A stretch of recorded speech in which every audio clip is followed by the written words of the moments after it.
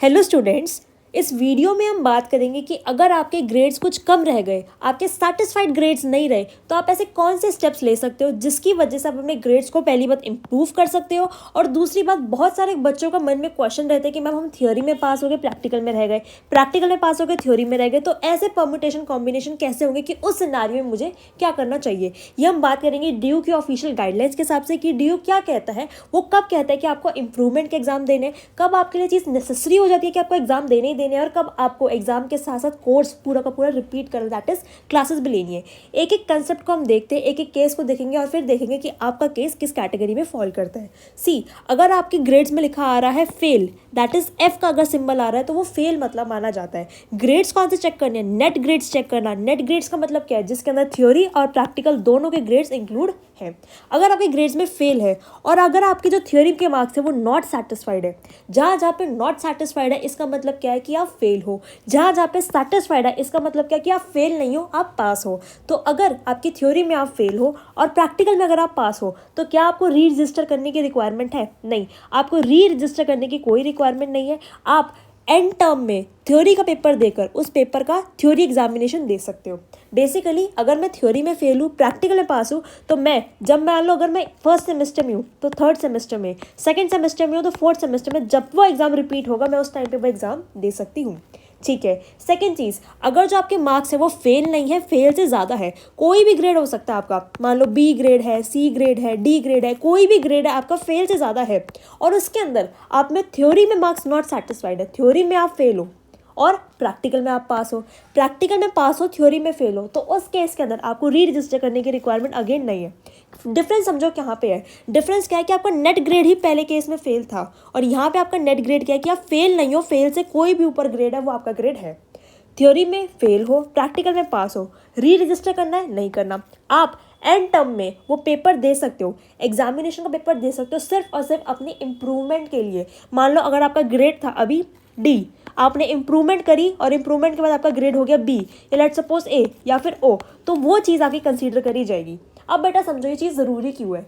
ज़रूरी इसलिए है क्योंकि ज़रूरी नहीं है कि आपका जो एफ है आपकी जो मार्कशीट में रिफ्लेक्ट कर रहा है उससे आपकी मार्कशीट में बहुत ज़्यादा फर्क दिखे, पर जब भी आप इंटरव्यू में प्रेजेंट करते हो अपने आप को, जब भी अगर किसी प्लेसमेंट के लिए जाओगे तो आप अपनी मार्कशीट जब प्रेजेंट करोगे ना ड्यू की, वो सबसे पहले वो जो एफ का चीज़ होती है ना, फेल वाली चीज़, वो बहुत ज़्यादा एक आपके जो इंटरव्यूअर होता है उसको खटकती है। तो इस चीज़ से बचने के लिए आपको अगर कहीं भी एफ दिख रहा है, आप फेल हो या किसी भी चीज़ से आप सेटिस्फाई नहीं हो, उसका इम्प्रूवमेंट दो। ठीक है। तीसरे केस की बात करते हैं। अगर आपके जो मार्क्स है फेल से तो ज़्यादा है, आपका जो ग्रेड है वो फेल से ज़्यादा है, बट आप आपकी थ्योरी में मार्क्स में सेटिस्फाइड नहीं हो, दैट इज़ आप थ्योरी में फेल हो, बट आप इंटरनल असेसमेंट के अंदर, इंटरनल असेसमेंट में आप पास हो। थ्योरी में भी बाइफर्केशन है, थ्योरी में फेल हो, इंटरनल असेसमेंट में पास हो, प्रैक्टिकल में अगेन पास हो, री रजिस्टर आपको करने की रिक्वायरमेंट नहीं है। आप फिर से सिर्फ थ्योरी का पेपर देकर अपनी इंप्रूवमेंट कर सकते हो, सिर्फ और सिर्फ थ्योरी का पेपर देकर आप अपनी इंप्रूवमेंट कर सकते हो। उसके बाद अगर आपके ग्रेड्स है फेल से ज़्यादा, कोई भी ग्रेड है, बी है, सी है, डी है, पर आपके थ्योरी और इंटरनल के मार्क्स में, थ्योरी और आईए के मार्क्स में दोनों में आप सेटिस्फाइड नहीं हो, प्रैक्टिकल में आप पास हो, तो आपको री रजिस्टर करना है। ये ऐसा केस है जिसमें आपको री रजिस्टर करने की रिक्वायरमेंट है। क्यों? आप थ्योरी में भी फेल हो, आप आईए में भी फेल हो, सिर्फ प्रैक्टिकल में पास हो, तो आपको री रजिस्टर करना है अपने आप को और फिर से आपको वो कोर्स पूरा का पूरा अटेंड करना है और आपको थ्योरी प्लस आईए दोनों के एग्जामिनेशन में अपीयर होना है और अपनी इंप्रूवमेंट करनी है। ठीक है।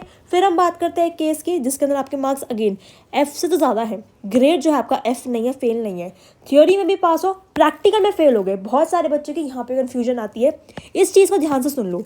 क्या थ्योरी में तो मैं पास हूँ, प्रैक्टिकल में फेल हो गया, तो अगेन मुझे री रजिस्टर करने की रिक्वायरमेंट है, मुझे कोर्स को फिर से अटेंड करना पड़ेगा, मुझे थ्योरी और प्रैक्टिकल दोनों के एग्जाम देने पड़ेंगे। किसके साथ साथ?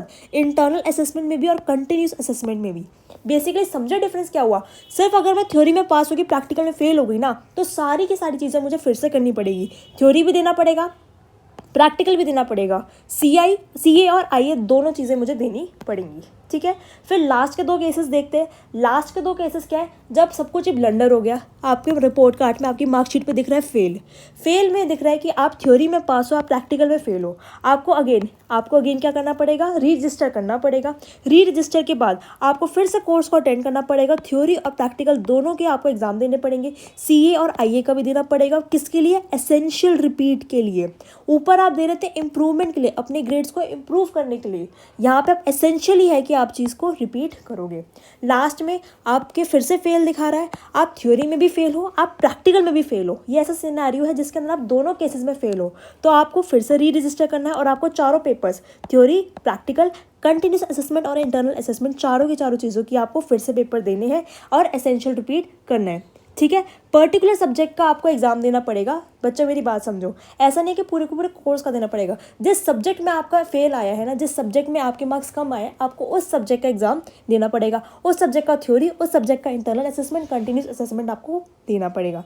तो आई होप आपके डाउट्स क्लियर हो गए। मेजरली बच्चों किस चीज़ में डाउट होता है कि मैम थ्योरी हो गया, प्रैक्टिकल रह गया, या फिर दोनों ही रह गए, या फिर कौन सा केस होता है मैम थ्योरी हो गया, इंटरनल असेसमेंट में मार्क्स हमारे कम आ गए, या फिर थ्योरी रह गया, इंटरनल में असेसमेंट में मेरे मार्क्स पूरे आ गए। ठीक है। तो ये सारे केसेस मैंने आपको कवर कर दिए।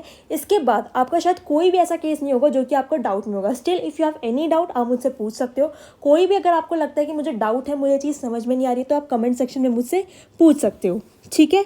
अगर आपको अभी भी कोई डाउट है, ठीक है, SGPA क्या होता है, CGPA क्या होता है, मार्क्स कैसे इवैल्यूएट होते हैं, तो मेरी एक प्रीवियस वीडियो है, मैं आई बटन में उसका लिंक दे दूंगी। आप उस वीडियो से देख सकते हो कि वो कैसे सारी चीज़ें आपकी कैलकुलेट होती है मार्कशीट के अंदर।